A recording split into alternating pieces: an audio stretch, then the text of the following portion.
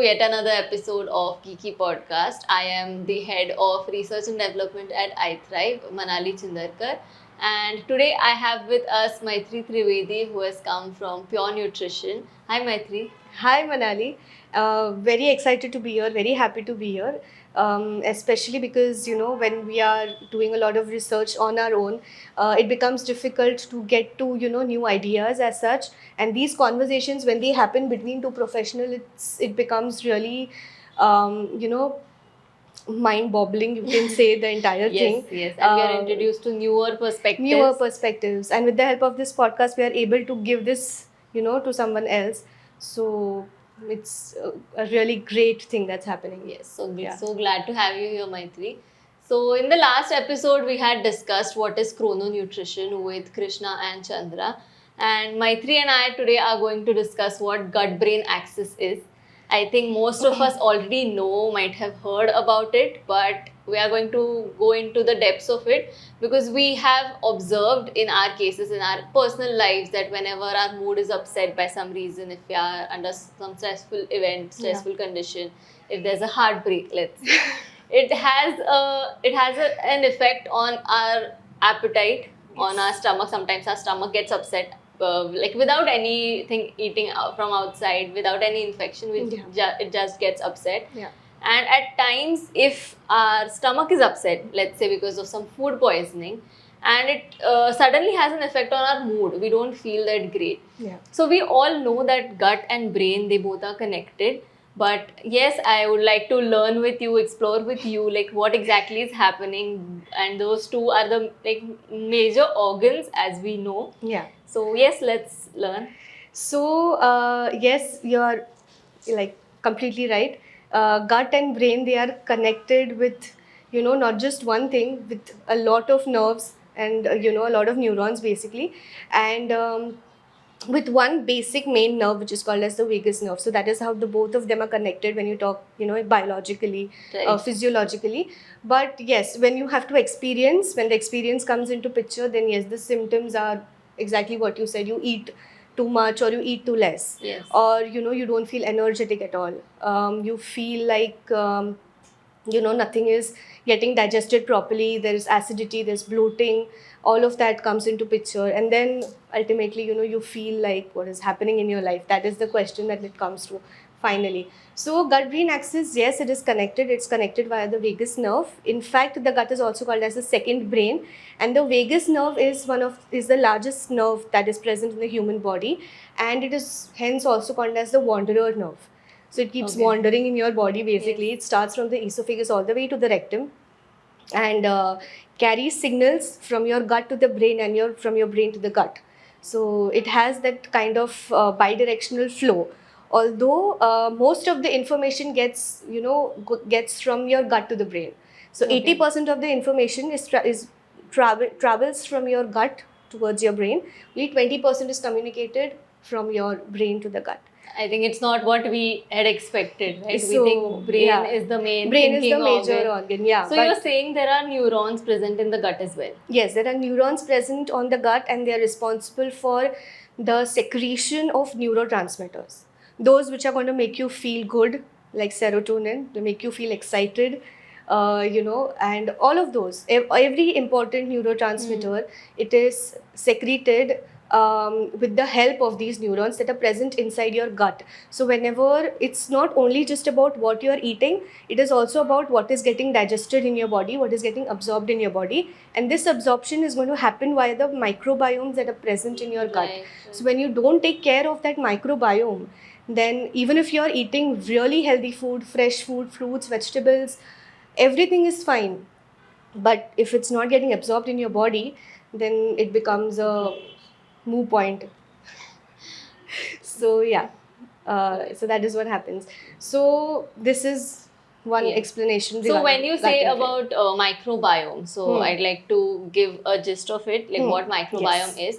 So microbiota is all the microorganisms present in the gut. Although bacteria is the most predominantly found microorganism, there are others, like there can be yeast, there can be fungi, viruses, parasites, some disease-causing pathogens as well. Yes.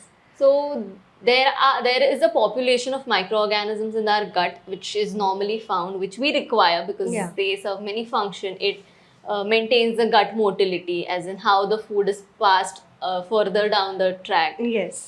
Then building our immune system. Yes. Of course. Also synthesizing vitamins, B vitamins, K vitamins, right?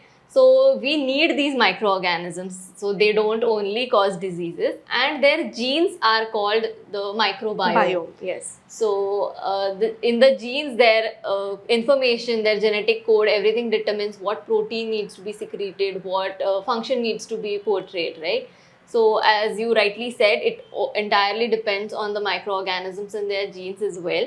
So yes, like we'll explore more like how to take care, or how to take care and improve the quality of the microorganisms, as you said. So majorly what happens is that when this microbiome or these bacteria, if they are not taken care of properly, then it leads to gut microbiome dysbiosis basically, which means that there is basically good and bad bacteria, to Right. say in layman terms. Yes. And they are always present in a way that they don't really cause any issues. Like the bad bacteria doesn't really cause an issue until and unless the good one is present in a proper ratio. So Yes. when this balance is disturbed, when this eubiosis becomes dysbiosis, is when the problem starts. Yes. This is when the things don't happen as they should. The digestion, the absorption, the motility. There's delayed gastric emptying. Every single thing, every symptom that we experience related to the gut, which is very easily ignored by people, it keeps happening if there is this microbiome, you can say dysbiosis basically. Right. And this has to be taken care of, but there are two ways to take care of this kind of thing. So one is basically the stress management, and one becomes the dietary and the lifestyle management. Because even if I say that only 20% of the information is transported from the brain to the gut, it makes a huge difference. It has a huge impact. It makes a very huge difference, because there have been researches that say that there are cases of PTSD, which is completely stress related, Yes. depression, clinical depression, anxiety, all of these. They have gut dysbiosis basically. They have this microbiome dysbiosis that is present, and when that is taken care of, there have been reported certain symptoms that have improved, that are related to PTSD. So if something of that sort is manageable with certain dietary interventions, then it shows that how your gut and brain is so intricately related. And it is amazing to see that people are now focusing so much more on this. Right. At the moment, because when there is a stress response, for example, so basically we have the entire gut brain axis. It comprises of the ANS, which is the parasympathetic nervous system, the sympathetic nervous system. We have the brain, the spinal cord, and we have the ENS, which is the enteric nervous system, the entire nervous system, which is a part of your gut. And along with that, we have the HPA axis. So this is also an addition which makes the entire gut brain axis. So basically, the brain, the spinal cord, the parasympathetic and the sympathetic nervous system, the ENS, which is the enteric nervous system, the nervous system of your gut, and the HPA axis, they all together make up the gut brain axis. So HPA axis is basically, you can say, ultimately the outcome of which is the release of cortisol, which is your stress hormone. So when there is chronic stress, or even acute stress for that matter, cortisol is released in your body, and because of that, there are two things that happen. One is that there are these tight junctions that are present, which protect in the gut. Which protect your enteric nervous system basically from all the things, the lumen basically, everything, whatever the digestion is taking place, the contents of that, it is basically nicely protected. And it's semi-permeable, and it doesn't let toxins or food allergens or pathogens. None of that gets into to the enteric nervous system specifically. Yes. But during these stress responses, the permeability of it increases. Right. And then all of that gets in, which makes, which triggers an inflammatory response. And that again is called as what we what we say leaky gut, Yes. which then that inflammatory response itself has then its own complications that develop. So that is another thing. But that is one path by which the neurons are affected via the brain. Right. And the second one is whenever we are under stress, whenever this cortisol is released, the blood circulation around the digestive system is redirected to your heart and your muscles. So your digestion takes the toll immediately, quite directly. Right. So in these two ways, so it's like a survival mode. Like yeah, it's a survival mode. Earlier days, it was because the matter was of death or life. Yeah. But now the stress is not that intense. It is that intense, but Yeah. it's not anything to do with survival. Survival. But which is why the energy is transferred to, I think, even the peripheries, right? To Yeah, just even the walk, peripheries. run, Walking, running, and your heart everything to that pump comes. the blood and Yeah, the blood for the glucose brain to levels will think rise. faster. Everything, yeah. So digestion is like kept at toll. It Just goes away. Yeah. So understand that there is stress in your life even when you don't know it. It's Yes. just constantly present, especially in metropolitan cities. We have stress. We are stressed constantly. And it doesn't have to be physical stress always. It's just there. So it takes a toll ultimately. And then your digestive system is, just gone. And then your microbiome gets just, all disturbed. So that is the way how the brain talks to the gut. Right. Even though it is just 20%, the brain has a huge effect on the gut. Yes. So if the gut is taken care of, the brain is taken care of. And if the brain is taken care of, the gut is taken care of. So it's bi-directional, not just with pathophysiology, but also even if you don't know the details of this, Right. you would have experienced it. Yes. When Right. you are calm, your your digestion is better. And when your digestion is better, you are calm. Right. So So it's both like a ways. cycle, and even if we, pedal at least one wheel, the Yeah. second would also start getting better. And Yeah. if we can help and supplement both the things, Yes, then yes. nothing better than that. True. So So if you're Amazing. talking about stress, so what could be the solutions that can help stressful conditions? so stress related solutions, of course, dietary management is one part of it, where you eat healthy foods, good foods, you eat anti-inflammatory foods, Right. basically. So, yes. So all of those things are there. And then there are certain exercises, certain activities that you can inculcate, whether it is exercise in the form of walking, brisk walking, strength training, resistance training, Yes. whatever you I call think it. especially resistance training Yes. helps build the alpha diversity in the gut. Okay. So when you were talking about the tight junctions, right? Yeah, So it is reversible. So we don't need to Yes. accept that, okay, now my junctions are loose and the permeability has increased. Now this is my fate Right. of life. It is reversible, and as you said, stress management, because stress also loosens it. There is regular sleep, uninterrupted, regular, constant sleep. Yes. And exercise, Yeah. and again anti-inflammatory foods, as you said, so we can build those junctions tight again. And when you talked about inflammation, right, so I'd like to add here, so if there is any inflammation in your gut, in your blood, in your system, and the gut inflammation, because now it is connected to the brain, the inflammation also gets communicated. Yes. So any gut inflammation will be translated to neuroinflammation, which could give rise to diseases like anxiety, depression, sleep issues, or again Alzheimer's and Parkinson's disease. Yes. So this is where, like, if we don't take care of the normal scenario, it can give rise to diseases. Yes, more complications. Yeah. So that is one thing. And then, of course, as you said that the tight junctions and everything, it is repairable. At the same time, vagus nerve can also regenerate. Okay. So that is an interesting fact that I came across, that vagus nerve itself can regenerate. In fact, chronic stress has also proven, even with people who have Crohn's disease or ulcerative colitis, for them also. IBD. Yeah, so if in those cases also, when there is stress, their treatment elongates through months and years. So even there, with those diseases also, when stress is not managed, the treatment time also elongates. So and then just the quality focusing of on life the goes digestive down. health is not enough, and Is we not need enough. to Exactly. take care of the psychological factors as well. Exactly. Yes. So- I've also heard, sorry to interrupt you, I've also heard that, having stress, like just psychological stress, if let's say the person has absolutely great diet, a great exercise regime. Otherwise, everything is good, Hmm. but he stresses a lot. Okay, so like just that single factor, which is stress, it can give rise to stomach ulcers. Yeah.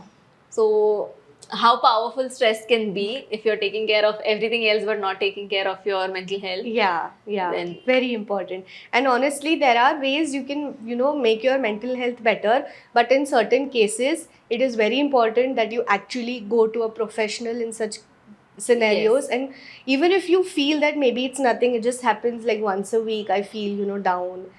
It's not that great. And there could be many root causes to it. Like we don't Yeah, know. we don't really know. Yeah, so something that has happened in the childhood or in our past, Yeah, everything yeah. is related, Everything is and related.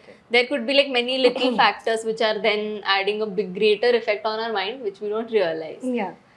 So it's the thing is just that mostly people try to manage it on their own, but sometimes it is necessary that you go and you speak to a professional in such cases. But otherwise, there are ways to, if in case you feel that it's not that it's something manageable at the moment, then you can always go for certain exercises are there. There is yoga and meditation that sort of calms you down, helps you sort your thoughts.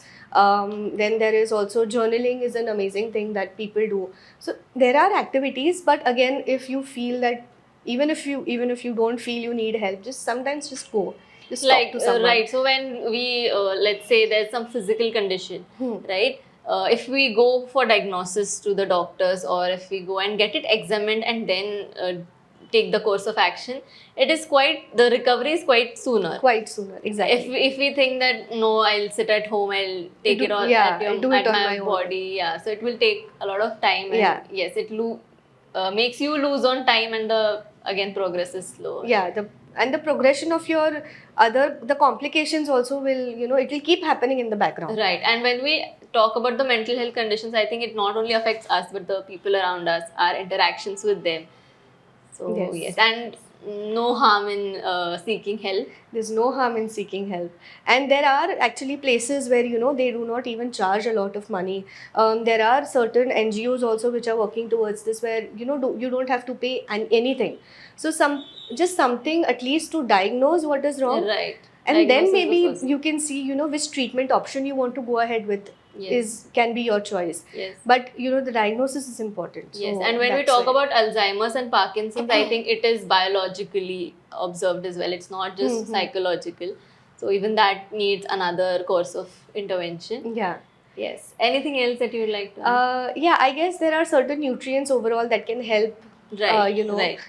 There are certain supplements, especially probiotics, Yes. become Absolutely. very important. Probiotics along with prebiotics. So that's why in at Pure Nutrition we also have come up with this thing where we have pro and pre both biotics together. Yes, Again, even the iThrive one has like both. yeah, both Yeah. of them, exactly. So those are the supplements which are going to help. Again, you must maybe take some guidance Right. when you are going ahead with certain things, especially when you are diagnosed with a leaky gut or IBS, IBD, ulcerative colitis, whatever it is that is And going I on think within only your the body. caution here would be not take it if you have SIBO. Yeah, no, not Because take it there's with a already SIBO. bacterial overgrowth, so no Yeah. probiotics there. Yeah, so exactly, this is why you must just Do the diagnosis. do the right. diagnosis first and then go ahead Yes. with that. And yeah, I guess then there are certain nutrients. There is collagen that can help by certain vitamins, vitamin A, zinc, I think basically helping in calcium, healing. magnesium also, vitamin Yeah. A, vitamin D. So all of those, glutamine. Right. So like we said, the junctions can be repaired. The So these are junctions the can be nutrients repaired. that Are going to help with, in case Correct. you have a leaky gut or if you have a certain kind of IBD, IBS, Yes. then definitely that can help. So I guess, yeah, that's that. it. Okay. Great. So it was so great to have you here and someone from the outside, not just within the team. This is something, now we can say that Geeky Podcast is growing. Yes. So thank you so much, Maitri, for being here. I'm for very joining happy the to Geeky meet you. And this Podcast. podcast actually, honestly, I'll tell you, this podcast gave me an opportunity to meet you after so long. Yes, totally. So that is Which another was possible, highlight. otherwise Yeah. with both our busy schedules. It doesn't happen. So that is another thing. And plus, we got to exchange so much good information, which is another good thing. So Yes, so glad to have you.